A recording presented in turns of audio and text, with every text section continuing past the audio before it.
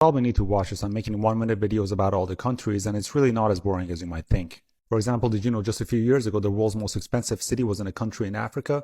I'm talking more expensive than New York or Hong Kong. The city's name is Luanda, and it's the capital of the African country Angola. But at the same time, more than 30% of the people are living in poverty in the country with limited access to water. Let me tell you the story of how this happened. I have to take you back to the 1400s, where European countries were colonizing Africa and America. Portugal was the one that colonized Angola, but they mostly colonized the coastal areas. Around the 1800s, they started to get more involved inside of Angola due to some pressures from Europe, which I don't want to get into right now.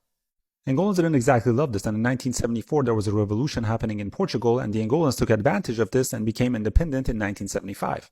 But now there were three groups fighting each other. One was backed by the Soviet Union and Cuba, one was backed by the US, China, and South Africa, and the other one was backed by Congo.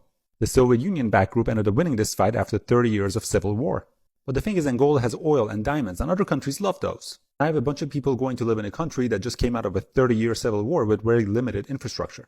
These expats are used to good living conditions, so now Angola has to rapidly build acceptable housing, and demand and supply and blah blah, and now rent is $7,000 and a sandwich goes for $20 in the city. So that was the story, but some interesting numbers. More than 90% of the country are Christians, and the majority of the people speak Portuguese, but they also speak Umbundu, which is mostly just spoken in Angola. Population of the country is 32 million, GDP is $62 billion, they rank 57th in the world for GDP and 127th for GDP per capita. So I would say economically a below average country. Obviously they export a lot of petroleum and diamonds, mostly to China and India. And they import machinery and food products from China, Portugal, the United States, Brazil, because their farmable land got messed up during the Civil War and is riddled with landmines.